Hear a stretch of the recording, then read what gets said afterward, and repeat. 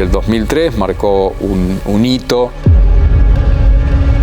Cuando en el 2003 tuvimos la posibilidad de reiniciar los juicios por los crímenes de la dictadura, se abrieron 3 megacausas. Nunca pensamos que iba a haber una megacausa ESMA. Pensábamos que los militares iban a gobernar por siempre la Argentina. Se armaron 5 juicios para poder juzgar todos los crímenes que habían sucedido, cientos y cientos de casos que un solo juicio no alcanzaba.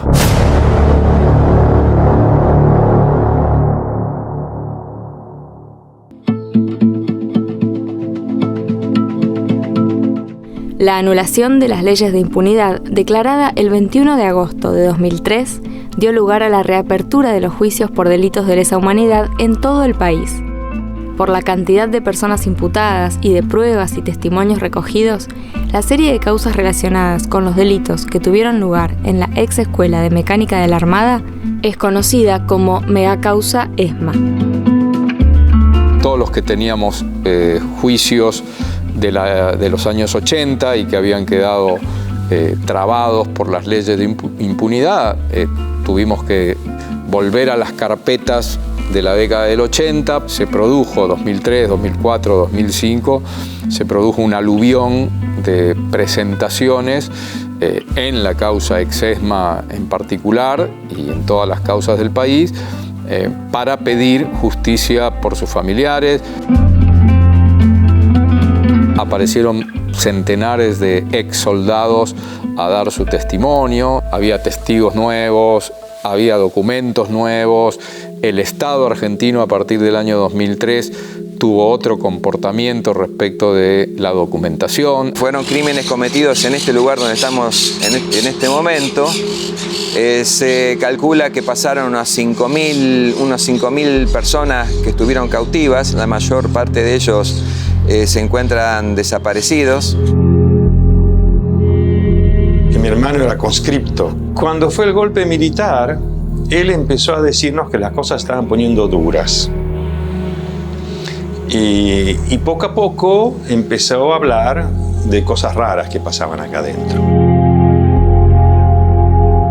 Cuando llegaban, lo primero que hacían eran trasladados al sótano del último de los edificios de la ESMA. La ESMA está enclavada en los confines de la capital federal, pero en la trama urbana. Y en los cuartos 13 se les aplicaba un interrogatorio bajo tortura. Todo esto fue, de alguna manera, explicitado en el juicio a las juntas, en el 85, pero quedó trunco por las causas de punto final y obediencia debida que impidieron seguir investigando. La Escuela de Mecánica de la Armada es justamente una megacausa porque por el número de víctimas, pero también por el número de victimarios. Entre otros, tenemos que rescatar la valentía de uno de esos sobrevivientes, que es Víctor Basterra, lamentablemente ya falleció, que fue el que pudo sacar material fotográfico para que nosotros luego en los juicios pudiéramos individualizar a muchos de esos responsables y también contar con material fotográfico de las personas que en esos momentos estaban cautivas en la Escuela de Mecánica de la Armada. El primer juicio de la megacausa ESMA se realizó en 2007 y tuvo un único imputado, el prefecto Héctor Febres. Pero 4 días antes de conocerse la sentencia, Febres apareció muerto en circunstancias poco claras mientras se encontraba detenido. La interrupción del juicio generó una enorme y lógica decepción entre quienes esperaban justicia. Cuando llega la megacausa ESMA 2, ahí sí vino la reivindicación. La condena perpetua de buena parte de los oficiales de la ESMA fue una reparación, fue una reivindicación. Fue en un punto sentir que haber declarado durante todos esos años y haber aguantado en silencio aquello que significaba cruzarse en la vía pública con los represores libres durante la vigencia, de las leyes de perdón había llegado a su fin y finalmente no solamente los y las sobrevivientes, sino los compañeros y compañeras desaparecidos y sus familias accedían a una reparación por parte de la justicia argentina. A la pena de prisión perpetua, inhabilitación absoluta y perpetua, accesorias legales y costas, por considerarlo coautor penalmente responsable, en orden al delito de privación ilegítima de la libertad. Mis familiares fueron vistos acá, mis padres, mis hermanos fueron vistos acá por gente que luego testimonió. Basterra, Pirles, Lewin, Lila Pastoriza, que supieron que mi familia había estado acá. ¿Y cómo lo supieron?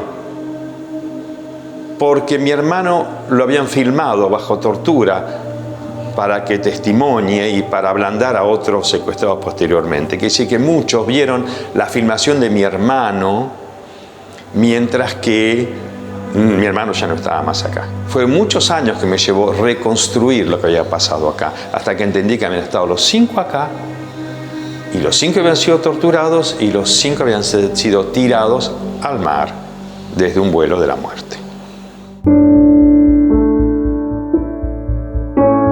El tercer juicio arrancó el 28 de noviembre de 2012 y terminó 5 años y un día después, el 29 de noviembre de 2017. Se investigaron delitos de lesa humanidad cometidos contra 789 personas y fueron condenados 48 imputados. Se reanuda la audiencia a los efectos de dar lectura al veredicto llevado a cabo en la denominada causa ESMA unificada, abarcativa de varias causas más. La mega causa 3, el juicio número 3 de la ESMA, fue un poco el más significativo y tal vez lo sea por el momento, porque tomaba ya una cantidad de víctimas más importantes, casi 800 y pico, respondía mucho más a la magnitud de lo que había sido la ESMA, y eso permitió que la sensación de justicia en ese gran tercer juicio fuese tomado como una respuesta mucho más firme a el reclamo de justicia de tantos años de los familiares sobre la ESMA.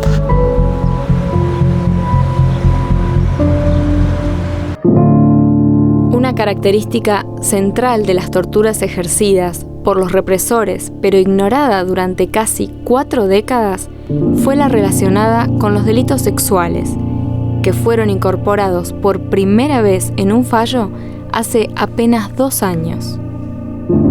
Recién en 2021, Jorge el Tigre Acosta y Alberto el Gato González fueron condenados por delitos contra la integridad sexual cometidos en la ESMA. Durante mucho tiempo, las mujeres estuvimos en el último de los lugares en esta sociedad patriarcal en cuanto a la especificidad de la represión sobre nuestros cuerpos. Me arrastran de los cabellos por una escalera de cemento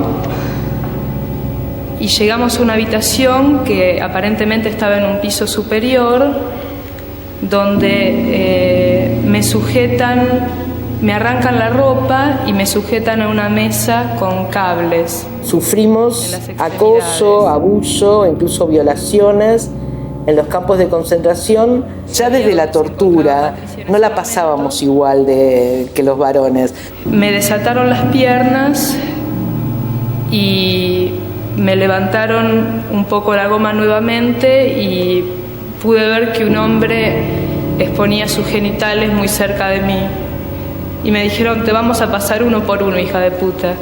Si eras mujer y adolescente, el hecho de estar atada a una cama desnuda frente a un grupo de hombres que eran los que te torturaban y aplicaban en tus genitales o en tus pechos picana eléctrica, o te llamaban puta guerrillera. Me lleva a una habitación donde me hace sentar en una especie de mesa. Yo estaba con el uniforme del colegio y me pregunta a qué colegio iba. Yo le dije que iba al Carlos Pellegrini y me dijo, seguro que todo viene por ese lado. Al poco rato viene un hombre, donde intenta tocarme. Yo le digo que por favor deje de tocarme y me dice: a vos ya te voy a agarrar, y usa una palabra irrepetible así. En las fiscalías no había conciencia de que esto debería ser denunciado o juzgado. Después de que la Corte Internacional de La Haya determinara que eran delitos de lesa humanidad los delitos sexuales, después de Ruanda y de la ex Yugoslavia, se empezó a preguntar a las mujeres si habían sido testigos o habían sido víctimas de delitos sexuales. Es que empezaron a surgir como hongos testimonios en este sentido a lo largo y a lo ancho del país. La megacausa ESMA continúa abierta, así como diversos juicios a lo largo y ancho del país. En todos los casos, el objetivo sigue siendo el mismo: memoria, verdad, justicia. A partir de esos 10 años que pasaron de la reapertura de los juicios, hemos escuchado sobrevivientes y familiares, pero sobre todo sobrevivientes, decir: bueno, ahora sí podemos hacer justicia. Es decir, casi 30 años después, ellos sintieron que el Estado argentino estaba en condiciones de asegurar cierta reparación para las víctimas. En el juicio oral, estar frente a los jueces y a los fiscales y a los abogados de la defensa y hablar directamente es muy fuerte.